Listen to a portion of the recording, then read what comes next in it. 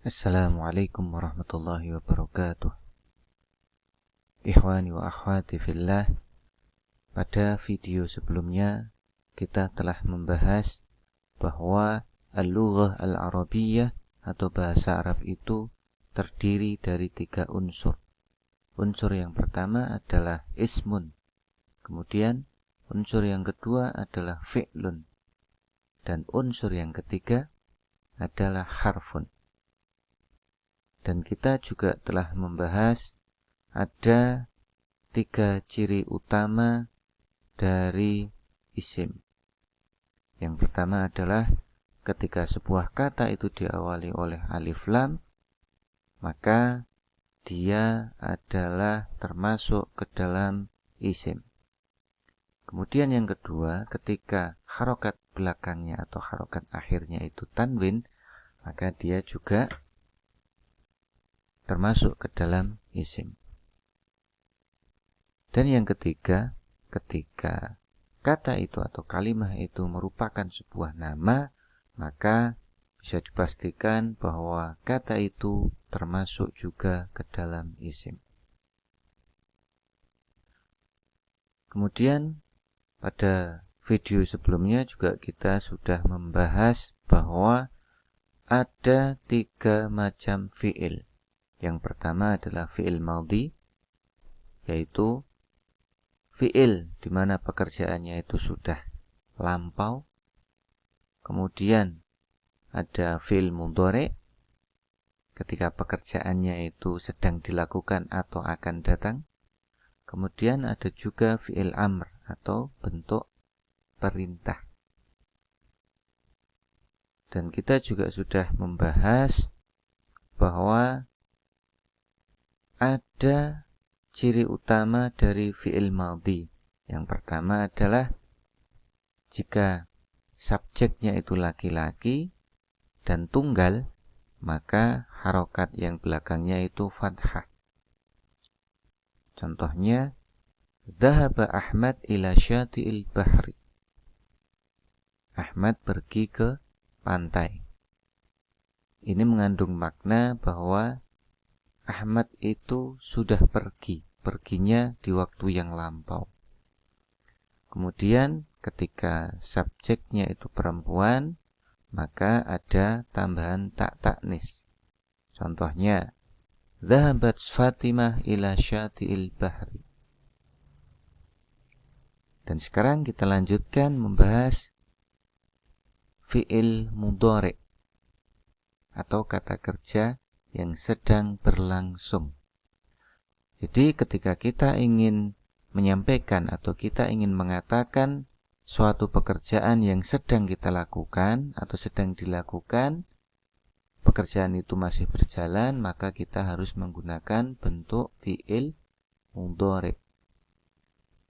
Dan ciri dari fi'il mudhari ini adalah huruf yang pertama itu salah satu dari huruf mudhara'ah.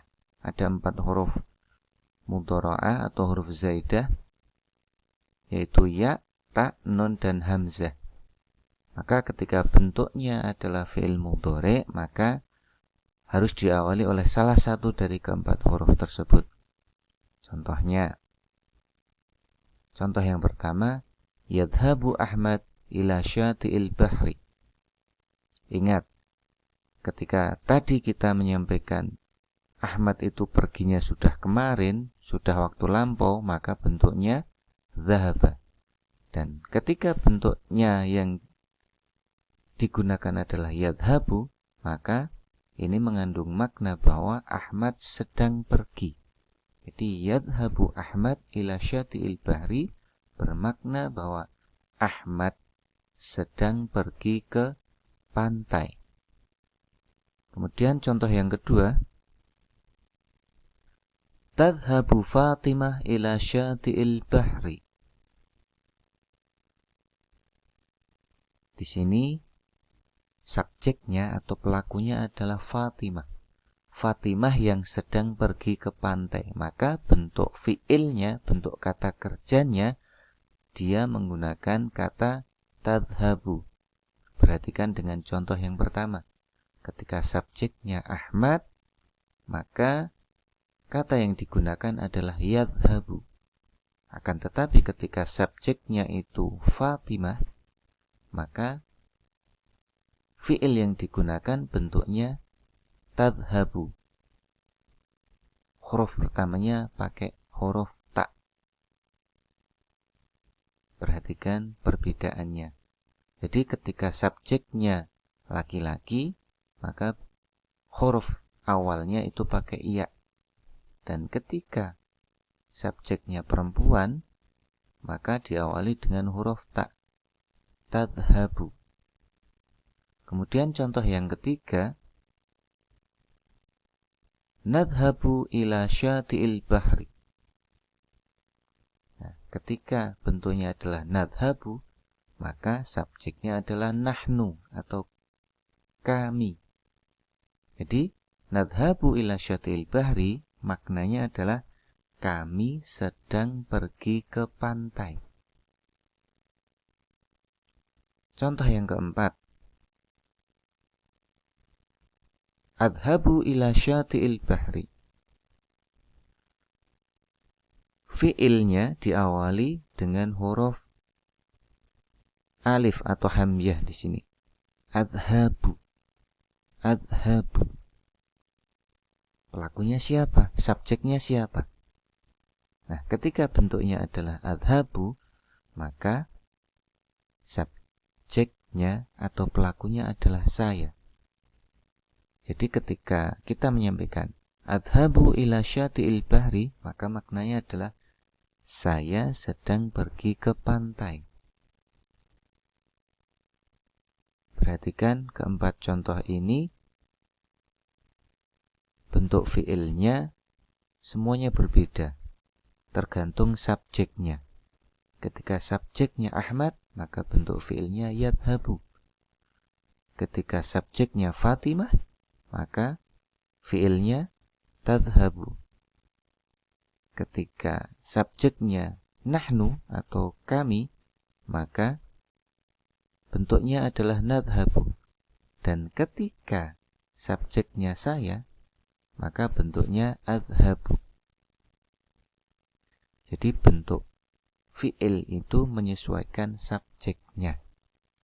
Akan tetapi ketika kita terjemahkan ke dalam bahasa Indonesia, semuanya sama, bermakna pergi. Ahmad pergi ke pantai, Fatimah pergi ke pantai, kami pergi ke pantai, saya pergi ke pantai. Nah, ini adalah perbedaan konsep antara bahasa Indonesia dan bahasa Arab.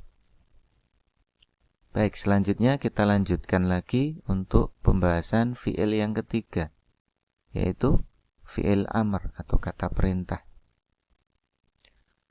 Nah, di antara ciri fi'il amr ini adalah ketika yang diperintah itu adalah laki-laki dan bentuknya tunggal, maka huruf yang belakang itu harokatnya sukun atau mati.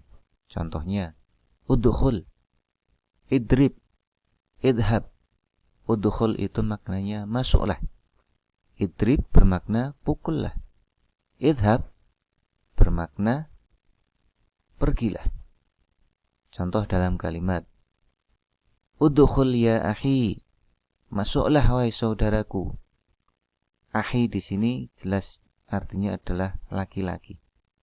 Maka bentuk amrnya pakai udkhul. Berbeda ketika yang diperintah adalah seorang perempuan, maka ada penambahan ya sukun di akhirnya. Contohnya udkhuli, idribi, idhabi. Dalam kalimat, ketika kita memerintahkan saudari kita untuk masuk, maka kita menyampaikan udkhuli ya ukhti. Ada perbedaan dengan contoh yang pertama, ketika yang diperintah adalah seorang laki-laki. Udkhul ya akhi, udkhuli ya ukhti. Demikian pembahasan fi'il pada kesempatan ini, dan selanjutnya kita mencoba untuk latihan soal, kita mencoba untuk mengidentifikasi isim dan fi'il dalam sebuah kalimat. Kalimat yang pertama, yadribu Ahmad al-kalba. Kita identifikasi. Yang pertama, yadribu.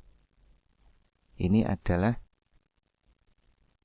bentuk fi'il mudhari' karena diawali dengan ya. Kemudian Ahmad, ya betul, Ahmad isim karena dia sebuah nama. Kemudian al-kalba itu juga isim karena diawali oleh alif lam. Kalimat yang kedua, dhahaba at-tajiru ila suq.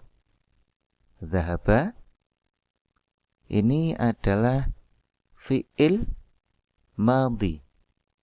Ya, karena harokat belakangnya fathah. Kemudian at-tajiru. At-tajiru ada alif lam di depan, maka dia atau kata ini termasuk ke dalam isim. Kemudian ila suq. Nah, ila di sini adalah huruf atau harfun. Kemudian as-suq ada alif lam, maka dia termasuk isim. Yang ketiga, katabat Aisyah ar-risalah. Katabat Aisyah ar-risalah. Katabat di sini adalah bentuk dari fi'il madhi. Ada taknis di belakang itu. Kemudian Aisyah, ya ini jelas isim karena sebuah nama. Kemudian ar-risalah juga sebuah isim karena diawali oleh alif lam.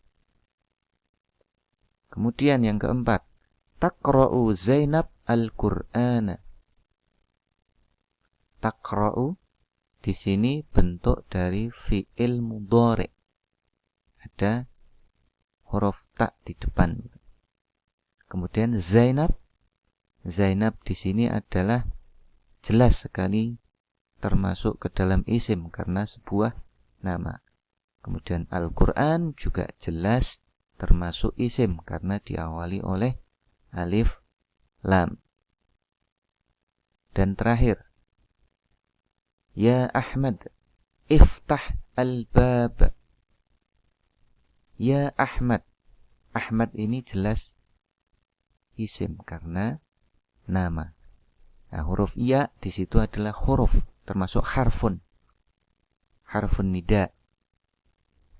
Kemudian iftah. Iftah. Di sini bentuk dari fi'il amr. Iftah, bukalah. Bukalah al-bab. Al-bab di sini termasuk ke dalam isim karena diawali oleh alif lam. Ya, demikian pembahasan terkait pengenalan isim dan fi'il.